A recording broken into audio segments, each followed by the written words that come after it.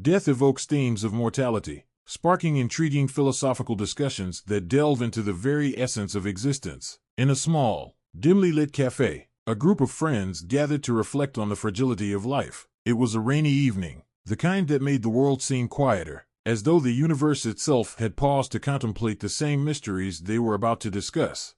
Amidst the soft clinking of cups and the warm glow of flickering candlelight, an unexpected event had occurred earlier that week. Someone they all knew, an old acquaintance from their youth, had passed away. The news hit each of them differently, stirring emotions they hadn't expected. What had started as an ordinary gathering soon transformed into a conversation about mortality, legacy, and the nature of existence.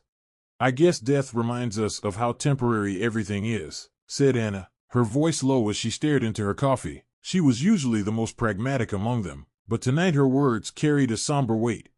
Lucas, sitting across from her, nodded thoughtfully. "It's strange, isn't it? We live our lives like we'll go on forever, but the truth is, we don't. Death is the one thing that's guaranteed." Maya, always the philosopher, leaned back in her chair. "But does death make life more meaningful or less? If we're all going to die, what's the point of striving for anything?" Silence followed her question. It hung in the air like the heavy rain outside, and for a moment, no one dared to speak. Then Ben, who had been quiet until now, finally broke the silence. "I think death gives life meaning. If we were immortal, nothing would matter. The finite nature of our time forces us to choose what's important. Every moment counts because it's limited." The others nodded, considering his words. The idea that death, the very thing they feared, might actually be the source of life's value was both unsettling and oddly comforting. "But what happens after?" Anna asked quietly. "I mean, do you think there's something beyond this? Or is it just nothing?" Lucas sighed, running a hand through his hair. "That's the ultimate question, isn't it? Religions, philosophies, everyone has their own answer, but no one really knows. Maybe that's why death scares us so much." Maya leaned forward again, her eyes intense. "Or maybe that's where the freedom lies. If we don't know what comes next, then we're free to make this life whatever we want it to be. There's no one answer, no set path, just us, creating meaning as we go." As they continued their conversation, the cafe grew quieter, the rain outside falling in steady rhythms. They spoke about love, loss, and the legacies people leave behind. Each had their own perspective, shaped by personal experiences, beliefs, and fears. Yet despite their differences, they found solace in the shared experience of grappling with mortality. By the time the cafe owner gently informed them it was closing time, they had arrived at no grand conclusions, no definitive answers to the questions they'd posed. But perhaps that was the point. The beauty of these discussions wasn't in finding answers, but in the act of exploring the questions themselves. As they stepped outside into the cool night air, the rain had stopped, leaving the streets slick and reflective under the streetlights. They walked in silence, their thoughts heavy yet somehow lighter, having confronted the inevitable and finding, in that confrontation, a deeper appreciation for the fleeting moments of life. Death, they realized, was not just an end, but a reminder of the preciousness of every breath they took. And though it loomed over them all, it also invited them to live more fully, to embrace the uncertainty, and to find meaning in the journey, however brief it might be. As the friends walked through the quiet streets, the conversation from the cafe lingered in their minds, weaving its way through their thoughts like the mist that had begun to rise from the cooling ground. Each of them processed the discussion differently, but there was an unspoken understanding between them that tonight had been significant, though perhaps in ways they couldn't yet fully comprehend. Anna was the first to break the silence as they crossed a small bridge overlooking a stream. "You know," she began, her voice softer now, "I don't usually think about death. I guess I've always avoided it because it makes me feel powerless." Lucas, walking beside her, looked up at the cloudy sky. "Yeah, I get that. It's like this big thing we can't control, no matter how much we try. But maybe that's the point. We spend so much of our lives trying to control everything, our careers, relationships, how people see us, yet death reminds us we're not really in control of the big stuff. Maybe that's why it scares us," Ben added from behind them, "because we can't do anything about it. We're all control freaks, in a way, and death just strips all of that away." Maya, who had been walking slightly ahead, turned around to face them, walking backward with a thoughtful expression. "Or maybe it's not the loss of control that scares us, but the loss of identity. We spend our whole lives building up this sense of who we are, what we've done, what we've achieved, and then, when death comes, it's like, does any of that even matter? Does any of it stay? That's the question, isn't it? Anna mused. What do we leave behind? Is it memories in the minds of those who knew us? Or is it something bigger, something more lasting? Lucas shrugged. I don't know. I used to think it was about legacy. Like, leaving something behind that proves we existed, kids, a career, art, whatever. But the more we talk tonight, the more I'm starting to think, maybe that's not the point. What do you mean? Ben asked, his curiosity piqued. Lucas paused for a moment, gathering his thoughts. I guess I mean, we focus so much on what we leave behind, but maybe it's more about what we do while we're here. Like, the impact we have on the people around us, the way we make them feel, the connections we build. That stuff doesn't last forever, but it's real, it matters, even if it's temporary. Maya nodded, her steps slowing as they approached the edge of a park. That's what I was trying to say earlier. It's not about finding some ultimate answer, some eternal truth. It's about how we live with the fact that we won't be here forever. Maybe death gives us the freedom to just be, to focus on the present moment and the people we care about. The group stopped at the entrance to the park, looking out at the darkened trees swaying gently in the breeze. The night felt peaceful now, the weight of their conversation settling into something quieter, more reflective. I guess that's why we have these talks, Ben said, leaning against the lamppost, not to figure it all out, but to remind ourselves that we're all in this together. None of us really knows what's going to happen, but at least we're not alone in thinking about it.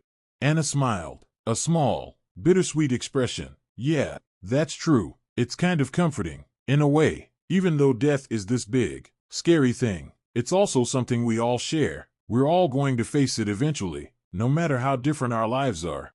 Maya's gaze drifted toward the park, where a few early spring flowers had begun to bloom despite the chilly air. Maybe that's what makes life beautiful, the fact that it's fragile, that it doesn't last forever. If we lived forever, would we even appreciate things like this? The little moments, the brief flashes of beauty?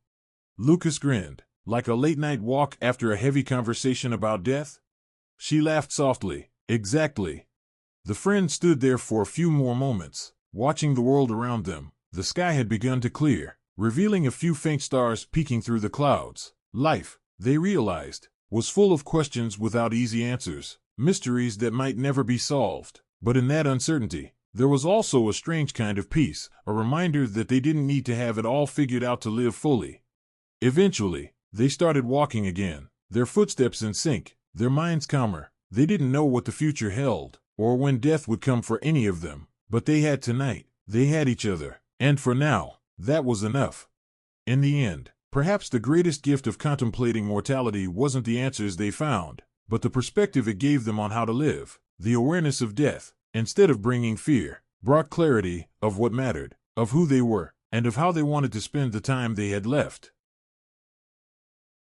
As the friends continued their walk, the mood had lightened. The earlier heaviness had given way to a comfortable silence, and while the conversation about death lingered in their thoughts, there was now a sense of quiet acceptance. They reached the edge of the park where the path forked into two directions, and instinctively, they stopped.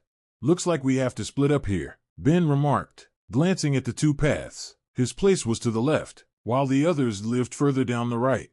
For a moment, they all hesitated, unwilling to part just yet. It was as if the conversation they'd shared had brought them closer, revealing parts of themselves they hadn't fully understood before. And though their discussion had revolved around something as somber as death, it had made them appreciate their friendship in a new way. Before we go, can I just say something? Anna asked, her voice gentle but firm. The others turned toward her, sensing that whatever she had to say was important. I know we've talked a lot about death tonight, she began, but I just want to say I'm grateful for you guys. I mean, we've known each other for so long, but it's easy to take that for granted. Life's short, and we never know when things will change. But right now, tonight, I'm really glad we're here together. There was a brief pause as her words settled over them. It wasn't something they typically expressed openly, but it was a sentiment they all felt. Lucas was the first to respond, giving her a small smile. Yeah, me too. I don't think we say it enough, but I appreciate you all. We're lucky to have this. Whatever this is. He gestured vaguely at the group, trying to capture the bond they shared. Ben grinned. trying to break the serious moment with humor. It's a dysfunctional, philosophical friendship circle, but yeah, I'm glad we have it too. Maya chuckled softly. You know, we've had a lot of deep talks over the years, but this one hit differently. Maybe it's because we're getting older, or maybe it's just a reminder that we can't take things for granted. Either way, I'm glad we had this conversation. It makes me feel grounded. There was something unspoken between them now, a deeper understanding of the value of their connection. Death, with all its unknowns, had served as a backdrop to remind them of the fragility of everything they held dear, and in that awareness, they found a renewed sense of gratitude for the present moment. Okay, enough of the emotional stuff, Ben said, rubbing the back of his neck awkwardly, before I start tearing up or something. The others laughed, and the tension eased again. All right, let's head out, Lucas said, stretching his arms. We'll see each other soon. Yeah? Of course, Anna replied. We've still got plenty of deep talks ahead of us. They said their goodbyes, and Ben turned left down his path, giving a final wave over his shoulder as he disappeared into the night. The remaining three continued down the right path, walking in comfortable silence once more, their breaths visible in the cool night air. After a few moments, Maya spoke quietly, her voice reflective. You know, there's something comforting about the idea that none of us really knows what's going to happen next. Life, death, whatever comes after, we're all just figuring it out as we go. Anna smiled at the thought. Yeah, it's true. Maybe that's what makes it all bearable. We don't have to have all the answers. Lucas nodded, feeling a strange sense of peace. And maybe that's enough, just knowing we're all in this together, even when we don't know what's coming. They continued walking, their steps steady, the path ahead of them still cloaked in shadows. But despite the uncertainty of the road ahead, they walked with the quiet confidence that came from facing life and death together. As they neared the end of their journey, the streetlights illuminated the familiar corners of their neighborhood, the conversation from the cafe, the thoughts about mortality, and the deep questions about existence had woven themselves into the fabric of their night. But they had emerged on the other side with a greater appreciation for the small, meaningful moments. When they finally parted ways at the corner where their homes were scattered, there was no need for more words. They exchanged brief nods and smiles, knowing that their bond had grown stronger through the night's reflections. And as each of them walked their separate paths home, the world felt a little clearer, a little brighter. Death, they knew, was an inevitable part of life, but it wasn't something to fear. Instead, it was a reminder, a quiet, ever-present whisper, to live fully, to cherish the people they loved, and to find meaning in the fleeting beauty of every moment. For tonight, they had faced the unknown together, and in doing so, had discovered a deeper understanding of what it meant to live.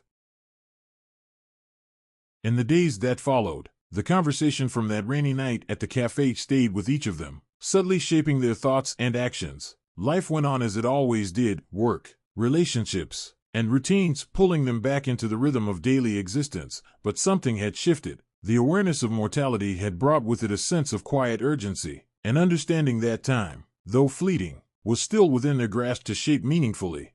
Anna, who had always been the most pragmatic, found herself pausing more often in her busy life. At her job, where deadlines and meetings used to consume her thoughts, she now made more space for simple moments, a quick conversation with a colleague, an extra minute to savor her coffee, or a phone call to her parents just to hear their voices. She realized she had spent so much time planning for the future that she had missed out on the present. The idea that death could arrive unexpectedly made her appreciate the now in ways she hadn't before.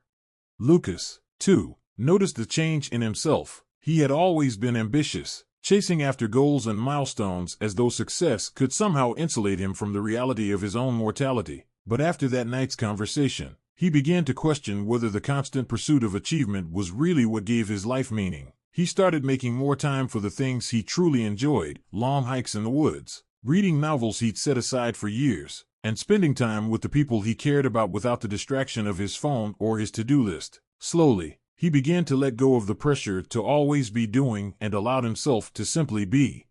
For Maya, the philosophical one of the group, the conversation had sparked deeper questions about her purpose and the impact she wanted to have on the world. She had always been drawn to big ideas, to abstract concepts and grand theories, but now she felt an urge to ground those ideas in action. She began volunteering at a local community center, helping kids with after-school programs. It was small, quiet work, but it felt meaningful in a way that discussing ideas and abstract never had. For the first time, she saw how her actions, however small, could leave a lasting impact on someone's life. Ben, ever the joker, didn't change as visibly as the others, but the conversation had affected him too. He still laughed and made light of serious topics, but there was a new depth behind his humor. When he joked about death now, it was less to avoid the subject and more to embrace it. He realized that laughter, connection, and joy were as valid a response to mortality as any philosophical pondering. If death was inevitable, he reasoned, then why not find happiness in the meantime? He became more intentional about spending time with friends and family, creating memories that, though fleeting, would stay with him for the rest of his life. The four of them didn't talk explicitly about death again for a while, but it was clear that the conversation had left its mark. They continued to meet regularly at the cafe, their discussions ranging from lighthearted banter to deeper reflections on life. But there was always an undercurrent of gratitude in their interactions, a sense that each moment together was precious. One evening, months after that rainy night, they found themselves back at the cafe, the soft hum of conversation around them blending with the clinking of cups and the warm glow of candlelight. This time, the weather was different. The sun had set on a clear, warm evening, and the windows were open to let in the fresh air. As they sat together, sharing stories from their week, Anna looked around the table and smiled. "I've been thinking about that night we talked about death," she said suddenly, drawing the attention of the group. "It's funny, isn't it, how that conversation changed things? I didn't even realize it at first, but I feel different now, like I'm paying more attention to the little things." Lucas nodded. "Same here. I'm not rushing through life as much. It's like knowing that death is out there somewhere. It's not as scary as it used to be. It just makes me want to live better." Maya leaned forward, her eyes bright with curiosity. "Isn't it interesting how something as dark as death can actually inspire us to live more fully? I used to think it was just this big, ominous thing to avoid thinking about, but now, it feels like a motivator, like a reminder that we have limited time, so we should make the most of it." Ben grinned, raising his cup in a mock toast, to living fully, and not letting death steal the joy of the present. The others laughed, clinking their cups together in agreement. There was a lightness in the air that hadn't been there before, an understanding that while death was inevitable, it didn't have to be feared. Instead, it could be a companion, a reminder to live with purpose, to appreciate the fleeting beauty of every day, and to hold close to people who mattered. As the night wore on, the conversation drifted to other topics, but the sense of connection remained strong. When they finally left the cafe, the streets were quiet, bathed in the soft glow of streetlights, and the air was warm with the promise of summer. Walking home together, they didn't need to speak about death again. They had faced it, acknowledged it, and in doing so, had found a deeper sense of peace. The journey ahead was still uncertain, but they knew they would face it with open hearts, embracing both the joy and the sorrow that life had to offer. And as they parted ways once more, they carried with them the quiet wisdom that death had imparted, not as a source of fear, but as a gentle nudge to live fully, to love deeply, and to savor the fleeting moments that made life so beautifully fragile. The months continued to pass, each day bringing its own challenges, joys, and moments of quiet reflection. Though the conversation about death had faded into the background of their lives, the impact it left on Anna, Lucas, Maya, and Ben remained like a steady pulse, shaping the way they approached the world. One autumn evening, a year after their first deep conversation about mortality, the four of them found themselves back in the same cafe where it had all begun. The air outside was crisp, and the leaves had turned a brilliant gold and red, swirling in the wind before settling on the cobbled streets. The cafe's warm glow beckoned them inside, promising the comfort of familiar company and the usual blend of coffee and conversation.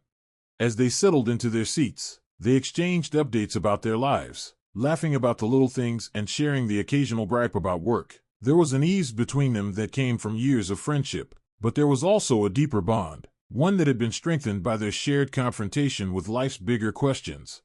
"So, I have news," Maya announced, setting down her cup with a mischievous smile. The others leaned in, curious. "I'm going back to school," she said, her eyes sparkling with excitement. "I've been thinking about it for a while, and I've decided to get my degree in counseling. I want to help people figure out their paths, maybe help them have the kind of conversations we've been having about life and death and meaning." "That's amazing," Anna exclaimed, reaching over to give her a congratulatory squeeze. I can totally see you doing that. You've always been the one who gets us thinking about the big stuff. Lucas nodded. Yeah, you've been the philosopher of the group. Counseling seems like the perfect fit for you. When do you start? Maya beamed. Next semester. I've already enrolled, and I'm really excited. I've been thinking a lot about purpose lately, and this just feels right. Ben raised an eyebrow and grinned. Look at you, turning all these deep talks into a career. That's impressive. I'm proud of you. Maya smiled warmly at the support from her friends. Thanks, guys. I think part of what inspired me to do this was that night. Actually, when we talked about death and meaning, it made me realize that I want to help people explore those ideas, to give them space to think about what really matters to them.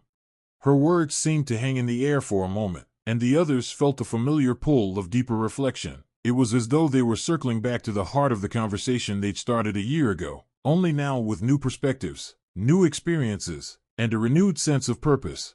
I've been thinking about that night too, Anna said quietly. It really changed the way I approach things. I don't stress as much about the little stuff anymore. I try to be more present, especially with the people I care about. I even started writing again, just for fun. Nothing serious, but it feels good to create without worrying about where it's going. Lucas smiled, leaning back in his chair. It's funny, isn't it? That one conversation keeps rippling through our lives. I've been feeling the same thing. I used to be so focused on achieving things, but now I just want to enjoy what I'm doing. I've been hiking more, taking up photography. It feels good to slow down. Ben, always the one to keep things light, grinned. Well, I don't have any big life changes to report, but I've definitely been enjoying life more. I've been spending more time with my family. Actually, my niece and nephew. I used to think I didn't have time for that kind of thing, but now I realize it's exactly what I need. They keep me grounded. The group fell into a comfortable silence, each of them reflecting on the subtle but profound changes that had taken place over the past year. They had all faced the uncertainty of mortality, and in doing so, had found a deeper connection to life. After a while, Maya spoke again, her voice soft but filled with conviction. I think what I've learned, more than anything, is that death isn't something we need to fear. It's part of the cycle, part of the way things are, and instead of being afraid of it, we can use it as a reminder to live with intention, to love more, to be more present, to find meaning in the little things. Anna nodded. Yeah, it's like death isn't just an ending, it's a reminder that we're here now, and that's what matters. Lucas, who had been quiet for a while, smiled thoughtfully. It's funny how we started this conversation talking about death, but it always brings us back to life, to how we want to live. Ben raised his cup, his familiar grin returning. Well, here's to living fully, then, to making the most of the time we've got, however long it might be. The others smiled and clinked their cups together, a small but meaningful gesture. They didn't need to say more. The understanding between them was clear. As they finished their drinks and prepared to head back out into the crisp autumn night, there was a sense of quiet satisfaction among them. They had come full circle, returning to the same cafe, the same group, the same questions, but with a new appreciation for the journey they were on. They stepped outside, the cool air invigorating, the streets lined with the colors of changing leaves, and as they walked home, side by side, the night felt brighter, the air clearer, and their hearts lighter. They had learned that death, rather than something to be feared, was simply a reminder to live with love, with purpose, and with gratitude for every moment they were given. And in that knowledge, they had found peace.